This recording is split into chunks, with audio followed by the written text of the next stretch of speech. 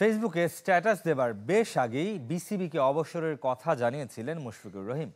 জাতীয় দলের জার্সিতে মাঠ থেকে বিদায় নেবার পরামর্শ দিয়েছিল ক্রিকেট বোর্ড, তবে শেষ পর্যন্ত অপেক্ষা করতে চাননি মিস্টার ডিপেন্ডেবল। 2027 ওয়ানডে বিশ্বকাপে খেলবেন না মাহমুদুল্লাহ। চলতি বছরেই বিদায় জানাবেন আন্তর্জাতিক ক্রিকেটকে।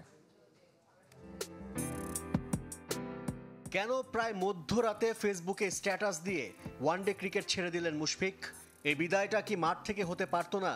যে গার্ড অব অনার তার ক্লাব মোহামেডান দিয়েছে, সেখানে থাকতে পারতো লাল সবুজ জার্সি গায়ে জাতীয় দলের সতীর্থরা। বিসিবিকে বুধবার দুপুরেই নিজের সিদ্ধান্ত জানিয়েছেন মুশফিক। মাঠ থেকে বিদায় নেওয়ার অনুরোধও করেছিল বোর্ড, তবে সে পর্যন্ত অপেক্ষা করতে নারাজ মিস্টার ডিপেন্ডেবল।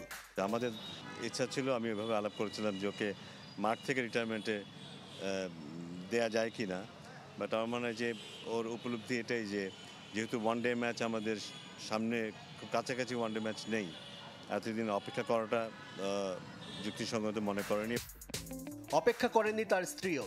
ফেসবুকে একের পর এক স্ট্যাটাসে মুশফিকের কীর্তিকে তুলে ধরার চেষ্টা তার, যদিও সেসবে নেতিবাচক মন্তব্যই বেশি। ক্লাব ক্রিকেটের ম্যাচে শুরুতে গার্ড অব অনারের পর ম্যাচ শেষে কেক কেটে সতীর্থদের অভিনন্দন গ্রহণ করেছেন মুশফিক।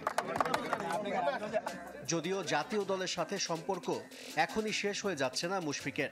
টেস্ট ক্রিকেটে এখনও দেশকে অনেক কিছু দেবার আছে বলে মনে করেন বিসিবি পরিচালক। আমার ধারণা টেস্ট ক্রিকেটের কথা যদি বলি, মুশফিক এখন আমাদের খুব কি একজন খেলোয়াড়, টেস্ট ক্রিকেটে একজন সলিড একজন ব্যাটসম্যান। সেটা আমার মনে হয় না এখনও সময় এসছে সেটা নিয়ে খুব বেশি আলাপ আলোচনা করার। ওর ফিটনেসের ব্যাপারটা ও নিশ্চয়ই নিশ্চিত করে সবসময়, যে ফিটনেসের ব্যাপারে যেন ওকে অ্যাটলিস্ট কোনো সমালোচনার মুখোমুখি হতে না হয়। তো আমার ধারণা যে ওই প্রসঙ্গটা হয়তো আরও কিছুদিন পরে আসবে, ওর টেস্ট ক্রিকেট কবে ছাড়বে বা না ছাড়বে। মাহমুদুল্লাহর সাথে আলোচনা করেছে বিসিবি। 2027 ওয়ানডে বিশ্বকাপে নিজেও খেলতে চান না এই অভিজ্ঞ ক্রিকেটার। খুব শিগগিরই আন্তর্জাতিক ক্রিকেটকে বিদায় জানাবেন। 2027-এর মধ্যে যে ওরা থাকতে পারছেন এটা নিজেরা উপলব্ধি করে, এবং ওরা নিজেরা এগিয়ে এসে আমাদেরকে সে কথাটাই বলেছে কিন্তু, যে 2027-এর যে পরিকল্পনা, সেখানে নতুনদেরকে জায়গা করে দেওয়ার ব্যাপারে, সেখানেও তাদের যে দায়বদ্ধতার ব্যাপার আছে, এখানে যে দায়িত্ববোধের ব্যাপার আছে, সেটার পরিচয় তারা দিয়েছে কিন্তু।